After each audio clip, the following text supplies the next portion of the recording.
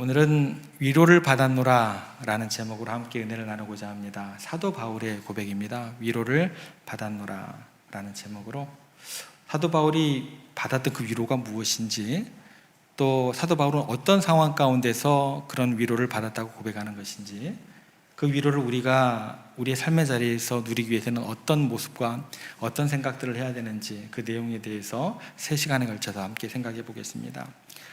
어느 모임에서 한 사람이 이렇게 이야기를 했습니다. 내일 아침에 우리 6사람이 다시 모여서 이 문제를 해결하기로 합시다 라고 헤어졌어요. 이야기하고 그 다음 날이 됐습니다. 그 다음 날이 돼서 그 장소에 똑같이 갔는데 7사람이 모인 거예요. 6명이 와야 되는데 7사람이 온 거예요. 한 사람이 부르지도 않았는데 온 것입니다. 그리고 그 한 명이 누구인지는 아무도 모르는 거예요. 그 모임의 회장을 맡은 사람이 이렇게 이야기를 합니다. 여기 있을 필요가 없는 사람은 당장 돌아가세요 라고 이야기를 했어요. 그 이야기가 떨어지자마자 그 자리에서 꼭 있어야 될 한 사람이 일어나서 나가버렸습니다. 왜 그랬을까요? 부름받지 않은 사람이 부끄럽게 나가기 전에 가장 중요한 사람이 대신 나간 거예요. 그러니까 그 가장 중요한 사람이 생각하기에 얼마나 이 회의에서 필요한 사람인지 자기는 나가든 그 자리에 있던 다른 사람이 다 아는 거예요. 그런데 그 사람이 생각하기에 자기가 그렇게 안 나가면 누군가 하나는 부르지 않았는데 왜 왔어? 라는 이야기를 듣게 될 것이고, 그 순간 얼마나 무안을 당하겠는가 라는 생각 끝에, 고민 끝에 차라리 내가 나가자 하고 나가버린 거예요. 여러분, 우리가 다른 사람의 민망함을 감싸준다라는 것, 다른 사람을 위로한다라는 것, 어때요? 굉장히 중요한 일입니다. 하찮은 일이 아니에요. 나라는 존재가 한 사람의 마음을 상하지 않게 하기 위해서 대신 내가 부끄러움을 당하고 억울한 일을 당하고 고난을 당하면서 그 누군가에게 위로가 될 수 있다고 한다면 그것처럼 가치 있는 일은 없을 것입니다. 그래서 우리 예수님께서 그렇게 저와 여러분들을 위로하기 위해서 우리를 대신해서 죄가 없으신 분인데 죄를 온팡 뒤집어 쓰시고 부끄러움을 당하시고 수치를 대신 당하셨다라는 것입니다. 그게 우리에게 뭐가 되는 거예요? 큰 위로가 되는 사건이 되는 것입니다.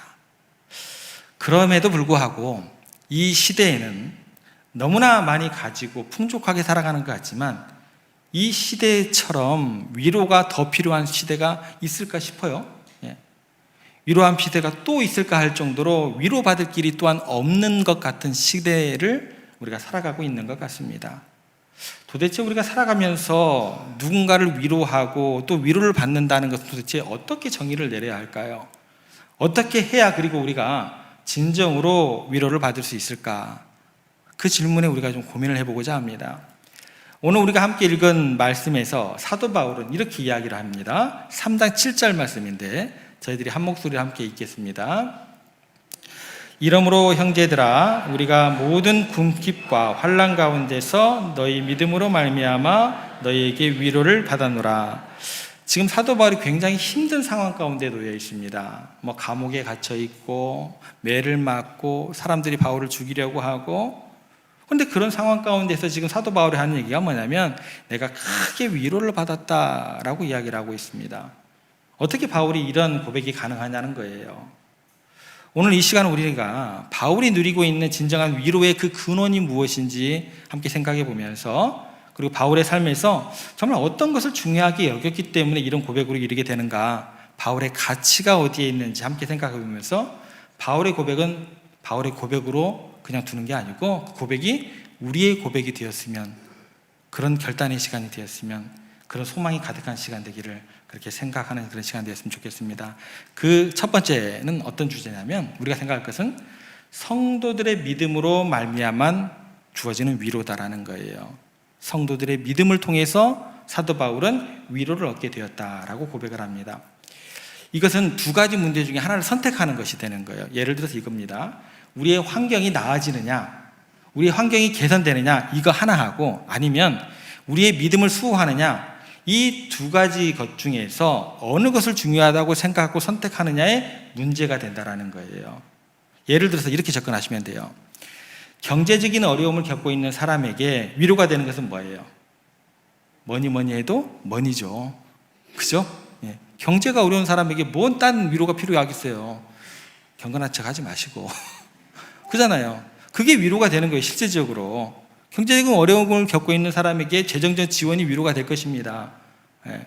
그러면 아픈 사람에게는 뭐가 위로가 될까요? 예. 건강이 회복되는 것, 그게 위로가 될 것이다 라는 거예요. 분명히 중요해요. 필요한 종류의 위로입니다. 꼭 필요해요. 그런데 성경에서 이야기하는 위로는요, 이 측면만 있는 게 아니에요. 예. 사도 바울이 이야기하는 위로 자체가 지금 여기에서는 이거하고 전혀 다른 차원의 것을 이야기하고 있어요. 사도 바울이 지금 다른 차원의 것을 이야기하고 있는데, 우리가 이 본문을 읽으면서 이쪽에 대한 위로를 포커스를 맞추면 어떻게 돼요? 하나님은 나쁜 하나님이 되는 거예요. 그죠? 예. 다른 차원의 것을 이야기하고 있는데, 이 차원의 것을 갖다가 우리가 생각하고 바라고 기대하면 하나님께서 들어주셔요, 안 들어주셔요? 안 들어주세요. 그럼 하나님께 실망하고 여러분들은 신앙의 길에서 곁길로 가게 된다는 거예요. 분명히 중요합니다. 돈도 중요하고 건강도 중요하고 하나의 필요한 위로의 한 측면이 됩니다. 그런데 지금 여기서 사도 바울이 이야기하는 위로라는 것은 이 측면이 아니다는 거예요. 다른 차원의 것을 이야기하고 있다는 거 놓치시면 안 돼요. 다시 3장 7절 가보겠습니다. 다시 한번 읽어보겠습니다. 이러므로 형제들아, 우리가 모든 궁핍과 환난 가운데서 너희 믿음으로 말미암아 너희에게 위로를 받았느니라. 시작할 때 보면 뭐라고 나오냐면, 자식이 자신이 처한 상황을 어떠한 상황이다 사도 바울이 이야기를 해요. 어떠한 상황으로 지금 규정 짓고 있어요? 궁핍과 환난으로 규정 짓고 있습니다. 그런데 궁핍과 환난 가운데 있는 중에 지금 사도 바울이 위로를 받았어요? 못 받았어요? 예, 위로를 받았다고 지금 고백을 하고 있습니다. 무엇 때문에 위로를 받았다고 고백을 해요? 너희 믿음으로 말미암아 위로를 받았다. 돈이 많아서, 건강해서, 그게 아니에요. 지금 돈도 없고요, 예, 건강하지도 않아요. 하루하루 먹고 살기가 힘들어요. 그런데 뭐예요? 위로를 받았다라고 이야기를 하고 있다는 거예요. 사도 바울이 지금 어디에 가치를 두고 있냐면, 어떤 환경이 나아지는 것, 또 상황이 개선되는 것, 거기에 가치를 두지 않고 사람들의 믿음을 지키고 그들의 믿음이 보존이 되고 그들의 믿음을 어떻게든지 진보시키는 것에 가치를 두고 있기 때문에 나는 배를 쫄쫄 굶더라도 뭐예요? 위로가 되는 거예요. 내가 지금 환난 가운데 있어요. 궁핍 가운데 놓여 있지만 여전히 뭐예요? 그들의 믿음이 내게 지금 보여지기 때문에 그들의 믿음으로 말미암아 내가 위로를 받는다라고 지금 사도 바울은 이야기를 하고 있다는 거예요. 여러분, 우리가 가치를 어떤 것에 두고 있냐에 따라서 어떤 것을 잃어버렸을 때 상처가 되기도 하고 상처가 안 되기도 해요. 여러분들 사소한 것을 굉장히 많이 잃었다고 한번 생각을 해보세요. 그런데 그것을 많이 잃었다 할지라도 내가 정말 소중하게 생각하는 사람, 소중하게 생각하는 것, 그거 하나는 잃지 않았어요. 그러면 여러분들은 어떠세요? 막 상심이 되세요? 잃어버린 것 때문에? 아니면 소중한 것이 아직 내 자리에 있기 때문에, 내 옆에 있기 때문에 여러분은 위로를 받으시는가요? 어떠세요, 여러분들? 대부분 후자일 거예요. 가치를 두지 않는 것은 비록 많이 잃어버렸다 할지라도 아깝기는 해요. 아쉬운데 그래도 내가 소중하게 여기는 것이 지켜지고 있다고 한다면, 그 사람이 지금 내 옆에 있다고 한다면, 야, 잘 지켜졌다. 그래도 감사하다. 그래도 위로가 된다. 이런 이야기다라는 거예요. 자, 여러분, 사도 바울이 지금 처한 상황은 결코 쉽지 않다고 말씀드렸습니다. 죽음을 앞에 두고 있는 듯한 그 위협 속에서도 상황이 전혀 나아질 기미가 없어요. 여러분, 살림살이 좀 나아지셨어요? 이런 얘기 자체가 될 수가 없는 상황이에요. 지금 사도 바울이 환난과 궁핍 가운데 놓여 있는 상황이다라는 것입니다. 뭐라고 얘기하냐면 숨을 쉬지 못할 정도로, 내가 죽을 지경에 이르게 되는 그런 힘든 상황인데, 놀랍게서 이 뒷구절에 보면 뭐라고 하냐면 이제 우리가 살았다라고 이야기를 해요. 살았다고 말하면서 위로를 받게 됐다라는 거예요. 궁핍과 환난 가운데 있는데, 상황이 호전되지도 않았는데 어떻게 이런 일이 가능하냐는 거예요. 그 비밀은 바울이 지금 가치를 두고 있는 어느 구절에서 우리가 찾아봐야 돼요? 너희 믿음으로 말미암아. 이 구절입니다. 이게 포인트예요. 바울은 자신의 편안함이나 안전이 아닌 데살로니가 성도들의 믿음의 그 모든 가치를 담고 있다는 거예요. 그에게 자신의 생명보다 그 데살로니가 성도들의 믿음이 더 중요했던 것입니다. 이것이 바로 그가 극한 상황에서도 위로를 받을 수 있었던 이유의 근거가 되는 거예요. 왜 바울은 이렇게 저랑 다른 삶을 살아갈까요? 제가 봤을 때 결이 달라요. 바울은요, 어떻게 이렇게 믿음을 그 상황 가운데 붙잡을 수 있냐고요. 저랑 너무 결이 다른 사람 같아요. 왜 그랬을까? 그 답은 하나입니다. 그 이유는요, 바울은 저처럼 사명에 어긋난 삶을 살지 않고 사명에 기반한 삶을 일관되게 살아나갔던 사람이에요. 자신의 삶의 의미를요, 하나님께서 주신 사명을 감당하는 것에 온팡 다 두고 살아갔던 사람이에요. 반면에 저는 어떨까요? 제가 사명을 추구하기보다 저는 개인적인 욕심이 그득한 사람이에요. 욕망을 성취하기에 가득한 사람이에요. 거기에 가치를 두는 사람입니다. 저는 더 좋은 직장이 필요하고, 더 좋은 집이 필요하고, 더 많은 돈이 필요한 것이고, 이런 것들을 얻으면 저는 어떻게 될까요? 행복해요. 행복한 거예요. 그런데 만약에 이것을 잃어버리면 어떻게 되는 거예요? 저를 왜 시험에 들게 하십니까? 절망하게 되는 거예요. 어느 말로 저를 위로하려고 하지 마세요. 이 순간 저는 위로가 쉽게 되지 않습니다. 저라는 사람은 그런 사람이에요. 하지만 사도 바울은요, 자신의 개인적인 사욕이나 욕망들에 가치를 전혀 두지 않습니다. 하나님께서 주신 사명에 그의 가치를 두고 있다는 거예요. 그러면 이런 질문이 생기게 돼요. 도대체 사도 바울의 사명이 뭘까요? 바로 복음을 전파하고 사람들을 구원하는 일, 그게 사도 바울의 사명이었다는 것입니다. 그래서 놀랍게 사도 바울은 이 사명을 감당하기 위해서 어떻게 하는 줄 아세요? 스스로 자발적으로 그 고난의 길을 선택한 겁니다. 그렇게 선택한 거예요. 제가 신대원을 갔더니 어떻게 해서 목사가 돼서 데려왔습니까? 라고 묻더라고요. 제 어머니가 저를 신대원 가라고 해서 제가 스스로 선택해서 왔습니다 라고 했더니 자네는 준비가 부족하네 라고 이야기를 해가지고 저 떨어진 줄 알았어요. 근데 됐어요. 됐어요. 제가 선택한 거예요. 기도한 중에 어머니를 통해서 주시는 그 하나님의 말씀을 제가 선택한 거예요. 저에게는 그런 말씀 안 하셨어요.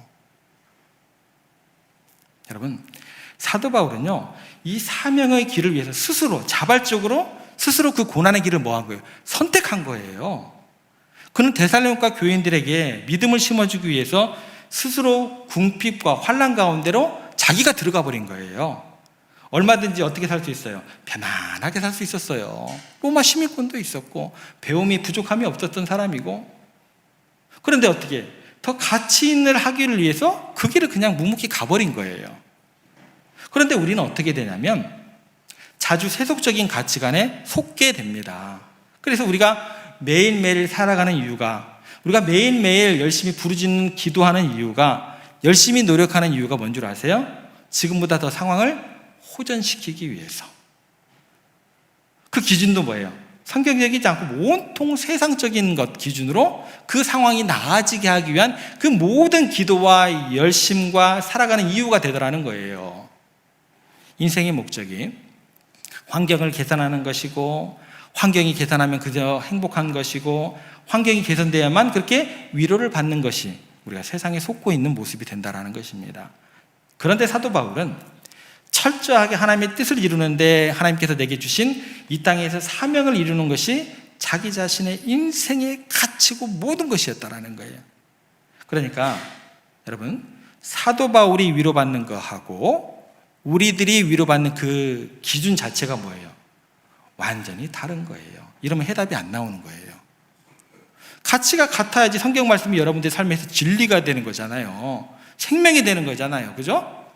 이 가치부터 틀려버리면 이게 해답이 안 나오는 것입니다. 우리가 왜 진정으로 위로를 결망하지 못하는지 이제 조금 이해가 되시죠? 예. 왜 우리는 이 땅을 살아가면서 위로를 받지 못하고 사도 바울은 이 절망적인 궁핍과 환난에서도 위로를 받을 수 있는가? 그 이유는 명백합니다. 바울이 경험한 것과 같은 영적인 위로와 반응은 우리의 믿음에 굳게 섰을 때 가능한 위로다라는 것이요. 그래서 우리가 항상 찬송 부를 때 뭐래요? 믿음 위에 굳게 서서, 믿음 위에 굳게 서서, 그런 찬송과 가사로 우리가 찬양을 올려드리잖아요. 그런데 세속화되어 있는 사람들에게는 이런 위로 자체가 굉장히 어렵습니다. 그들의 위로는 어떻게 되냐면 상황이 어려워지는 순간 그 위로가 요원해져 지게 됩니다. 그러면 바울에게 있어서 왜 사람들의 믿음이 그에게 위로가 될 수 있을까? 그 이유를 좀 한번 생각해 볼게요. 우리들은 살아가면서요, 가장 보람을 느끼는 순간이 있어요. 보람을 느끼는 순간이 언제예요? 돈을 벌 때예요? 그건 기쁜 순간이고, 보람을 느끼는 순간이 언제예요? 그 돈을 가지고 많은 사람을 유익하게 했을 때, 그게 보람을 느끼는 순간이에요. 내가 누군가를 도와줄 때 보람을 느끼는 거예요. 그 기쁨은 이루 말할 수 없는 그런 지경에 이르게 됩니다. 누군가를 도와줄 때 보람을 느끼는 거예요. 여러분 그런 경험 있으시죠? 예. 내가 어떤 것을 얻는 것보다도 절망적인 사람을 도와줄 때, 내가 어떤 걸 얻는 것보다도 내가 가진 거 다 희생해서 자식들이 더욱더 나아지기를 모든 것을 쏟아 부었을 때, 그게 뭐예요? 그게 보람이라는 거예요. 그 보람이라는 건 이루 말할 수 없는 기쁨이 된다는 것입니다.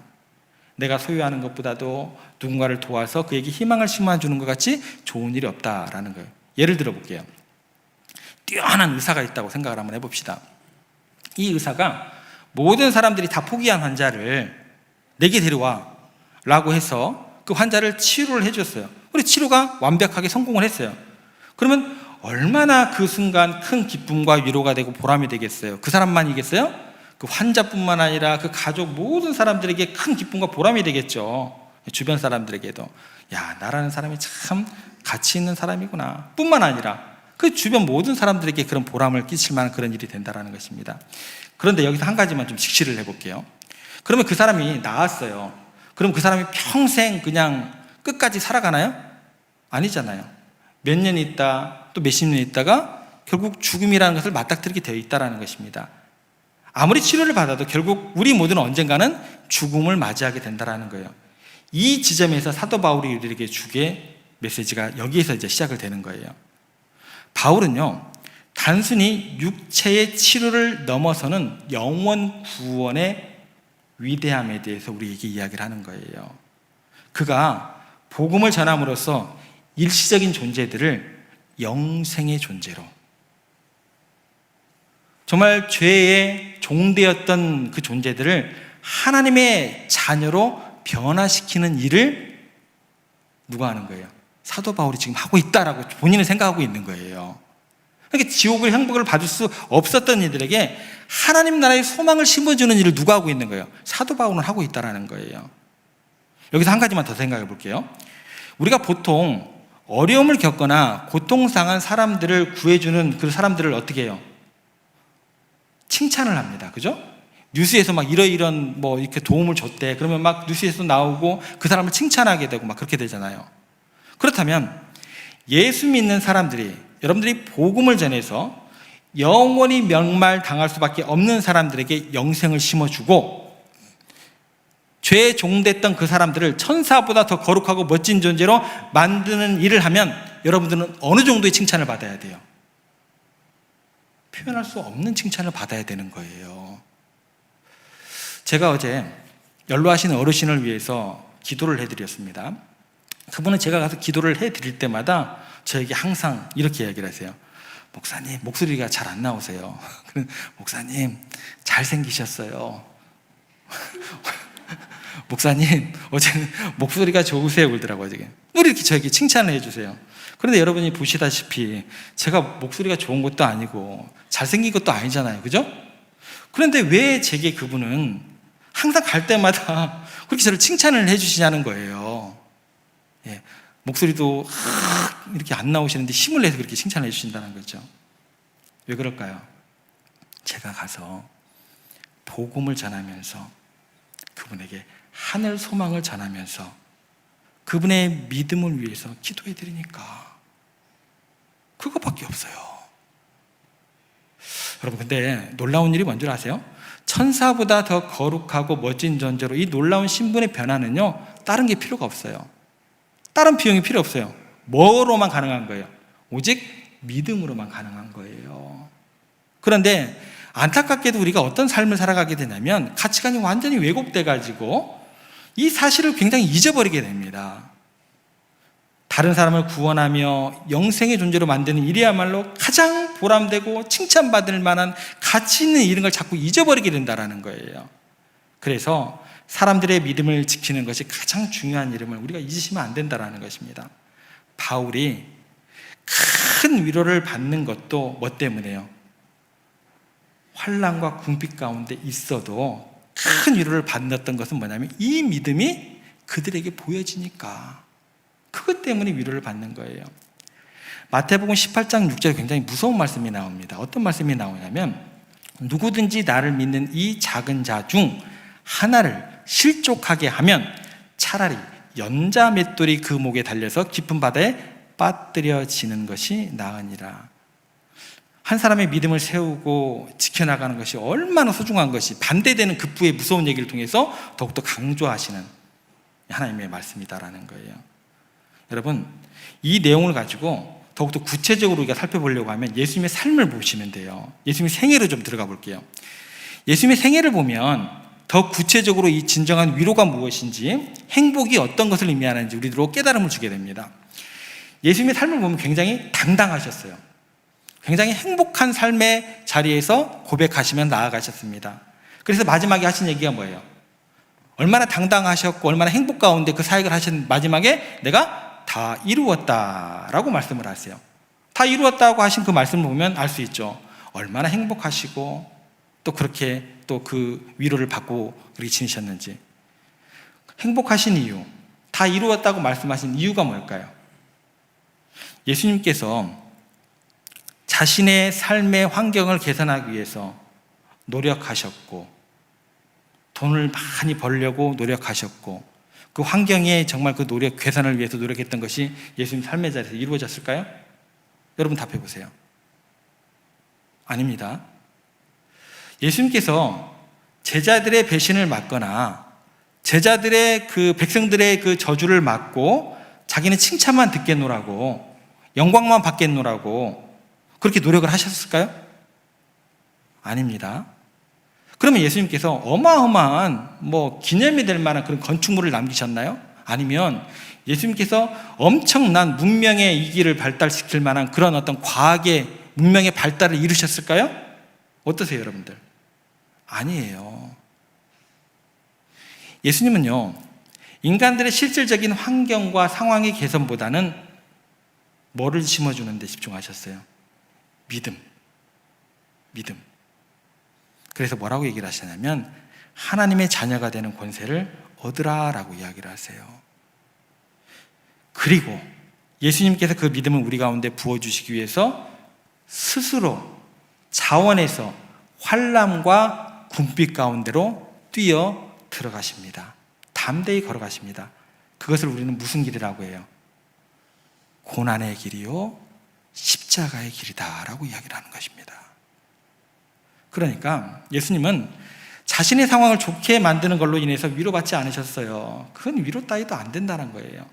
오히려 상황이 악화될지라도 단 한 사람에게 구원과 하나님의 그 사랑을 확신시켜 줄 수 있다고 한다면 그것으로 우리 주님은 위로를 받으셨다라는 거예요. 그게 행복하셨다라는 거예요. 여러분, 삭개오 이야기 아시죠? 모든 사람에게 지탄, 손가락질을 받았던 그 삭개오가 예수님을 만나고 변화되었을 때 예수님께서 이렇게 이야기를 하십니다. 누가복음 19장 10절에서 이렇게 이야기를 하십니다. 인자가 온 것은 잃어버린 자를 찾아서 구원하려 함이니라. 그러니까 예수님께서 오신 목적이 뭐예요? 잃어버린 사람 찾아서 구원하는 데 있으셨다라는 거예요. 그래서 예수님의 가르침 자체는요, 세상의 가치관하고 완전히 다른 거예요. 그 가치관 쫓아가지 않으면요, 여러분들 맨날 날마다 낭망합니다. 내 신앙생활은 왜 이럴까? 그게 신앙생활이에요. 그게 맞는 거예요. 제대로 길을 가르고 있으면서 내 신앙생활은 왜 이럴까? 항상 그러고 계세요. 제가 그래요. 그 신앙생활이 맞는 겁니다. 옳은 길을 가고 계시는 거예요. 예. 예수님의 가르침이 세상에 같이 가는 건 전혀 다릅니다. 이 땅에 예수님께서 오셔서 자신을 높이시거나 권력을 휘두르려고 오시지 않으셨다라는 거예요. 오히려 제자들에게 하신 얘기가 뭐야? 세상과 정반대의 삶을 살아야 하느니라 라고 이야기를 하셨다라는 거예요. 이것을 정확하게 말씀을 가지고 좀 접근을 해드릴게요. 마태복음 20장 25절에서 28절에 가면 이렇게 분명하게 이야기를 하십니다. 먼저 25절 말씀부터 좀 볼게요. 함께 읽겠습니다. 예수께서 제자들을 불러다가 이르시되 이방인의 집권자들이 그들을 임의로 주관하고 그 고관들이 그들에게 권세를 부리는 줄을 너희가 알거니와. 여기 보시면 앞에 누구가 나와요? 이방인의 집권자들이라는 말이 나와요. 그러니까 예수님은 이방인의 집권자들이, 이걸 다시 말을 바꿔볼게요. 세상의 지도자들이 어떻게 행동하는지 그 이야기를 하시는 거예요. 세상의 지도자들은 어떻게 하냐면 그들의 권력을 이용해서 다른 사람을 임의로 주관한다라는 거예요. 다른 사람에게 뭐예요? 목소리 깨나 낸다라는 거예요. 다른 사람에게 권세를 부린다라는 거예요. 그게 뭐예요? 그게 세상 사람들이다라는 거예요. 그게 세상의 방식이다라는 거예요. 높은 자리에 오르면 그 권력을 이용해서, 힘을 이용해서 다른 사람을 찍어 누르는 거죠. 지배하고 통제하려 한다라는 거예요. 이것이 세상이 말하는 뭐예요? 성공이 되는 것이고 세상이 말하는 위로가 되는 것입니다. 이 권세를 쥐는 것이 뭐예요? 기쁨이고 힘이 된다라는 것입니다. 교회는요, 이러면 안 돼요. 내가 많은 사람들 데리고 다니면서 힘을 과시하면 안 되는 거예요. 제 아무리 목사라 그래도 그런 법은 없습니다. 그러지 아니하야 되리라 라는 거예요. 예수님께서 이 이야기를 하시고 난 다음에 바로 뒤에서 어떤 이야기를 하시는가 볼게요. 26절 27절 보겠습니다. 너희 중에는 그렇지 않아야 하느니. 예수님께 속하기 싫으면 그렇게 하시면 돼요. 제가 만약에 그러면 예수님께 속하지 않은 목사다라고 여러분들이 판단하시면 됩니다. 직분이 중요한 게 아닙니다. 너희 중에는 그렇지 않아야 하느니. 너희 중에 누구든지 크고자 하는 자는 너희를 섬기는 자가 되고 너희 중에 누구든지 으뜸이 되고자 하는 자는 너희의 종이 되어야 하리라. 완전히 뭐예요? 반대예요. 너희는 그렇지 않다라는 거예요. 목사는 그러면 안 된다라는 거예요. 그러니까 다른 사람을 섬기는 게 너무나 중요하다라는 거예요. 그리고 결론적으로 예수님께서 뭐라고 얘기를 하시냐면 당신 자신께서 내가 그렇게 살아가겠고 살았다라고 이야기를 하십니다. 바로 뒤에 28절 보겠습니다. 뭐라고 얘기하시는지. 인자가 온 것은 섬김을 받으려 함이 아니라 도리어 섬기려 하고 자기 목숨을 많은 사람의 대속물로 주려 함이니라. 자기의 목숨을 많은 사람을 섬기는 걸로, 대속물로 주는 거, 그들을 구원하는 거, 믿음으로 영생을 얻게 하는데 소망을 두니까 예수님께서는 갈수록 상황이 안 좋아져요. 왜요? 기적을 하나 베푸니까 사람들이 막 따라다녔거든요. 2개 베푸니까 막 사람들이 배가 됐어요. 3개 베푸니까 사람들이 3배가 됐어요. 막 나중에는 500의 기적 베푸리니까 막 왕으로 삼아야 된다고 우르르 다 몰려오는 거예요. 예. 그런데 이제 그 길을 가시다 결정을 하니까 그 길을 못 가게 하잖아요. 제자들이 그런 길을 가면 안 된다고. 제자들도 배신하고 사람들도 십자가에 못 박으라고 그러고 계속 상황이 안 좋아져요. 배신당하고 환난당하고 십자가에 매달려 죽임을 당할 때, 그런데 뭐라고 얘기를 하세요? 다 이룬 거 아니에요? 그런데 예수님께서 뭐라고 하시냐면 다 이루었다 라고 말씀을 하실 수 있으셨고 그 모든 일을 다 이루심을 통해서 진정한 위로를 받으셨다라는 거예요. 그 위로를 통해서 하나님께 영광을 온전히 올려드리는 예수님의 삶이셨다라는 거예요. 예수님과 바울의 삶을 통해서 진정한 위로가 무엇인지 여러분들 다시 한번 생각하셔야 돼요. 진정한 위로라고 하는 것은 뭐냐면 우리의 인생의 가치를 어디에서 두느냐부터 시작하는 거예요. 하나님께 우리를 이 땅에 보내신 우리의 사명이 무엇인지를 다시금 깨닫는 것부터 시작하셔야 돼요. 예수님께서 많은 사람의 대속물로 주려고 왔다라고 말씀하신 것처럼 우리도 사명에 입각해서 살아갈 때 비록 내 오늘의 삶의 자리가 환난이 있고 궁핍 가운데 있다 할지라도 그 사명을 감당하게 되면 우리는 뭐예요? 하나님으로부터 주어지는 진정한 위로를 받게 되는 거예요. 하지만 세상 사람들처럼 내가 좀 높아지고 또 많이 가지고 더 큰 권세를 부리는 것에 소망을 두고 있다면 여러분들은 절대로 위로를 받지 못하실 것입니다. 절대 위로가 될 수 없어요. 왜 그럴까요? 여러분들 1년 365일 내 시간, 내 생명 쪼개가면서 돈 벌어 보려고 나가면 내가 생각하는 욕심만큼 그게 막 어카운트에 좀 쌓여져 가던가요? 항상 부족하죠. 나는 열심히 번 것 같은데 왜 나는 항상 이렇게 쌓여지지 않지? 항상 부족해요. 결국 내가 원하는 만큼 채워지지 않는 거예요. 그거는. 그리고 설령 조금 채웠다 해요. 하나님께서 어느 순간 확 부는 순간 뭐예요? 다 날아가요. 채워지지 않는 것을 쫓아가면 채워지지 않을 수밖에 없다는 것입니다. 그래서 우리가 지금 살아가는 시대가 뭐가 문제냐면 절대로 채워지지 않는 그런 가치들을 가지고 어떻게든 그걸 채워보려고 뭐예요? 너도 나도 막 쫓아가는 거예요. 그거 쫓아가는 거 좋아요, 세상은. 근데 교회마저도 거기를 쫓아가더라는 거예요. 이게 뭐 하는 모양이냐는 거예요, 지금. 이게 채워져요, 안 채워져요? 안 채워진다니까요, 절대적으로. 그래서 뭐예요? 이 시대가 어떻게 되는 거예요? 뭔가 풍요로운 것 같은데 가면 갈수록 궁핍하고 결핍이 가득한 것 같아요. 모든 것이 무너져가고 있는 그런 시대를 우리가 살아가고 있다는 거예요. 그래서 절망이 가득한 이런 시대에 여러분들은 어떻게 하셔야 돼요? 같이 좌절하고 낭망하시는 게 아니라 야, 오히려 기회가 왔다. 기회로 여기셔야 돼요. 예수님께서 이 일을 위해서 나를 부르셨구나. 내가 다시 섬기고 낮아지고 도와주고 다른 이들의 대속물이 될 수 있는 기회를 나로 더 많이 갖게 하시는구나. 여러분들이 그 길을 가셔야 된다는 거예요. 우리 세종교회가 그렇게 변화되어야 된다는 거예요. 그게 하나님 안에서 주어진 위로라는 거예요.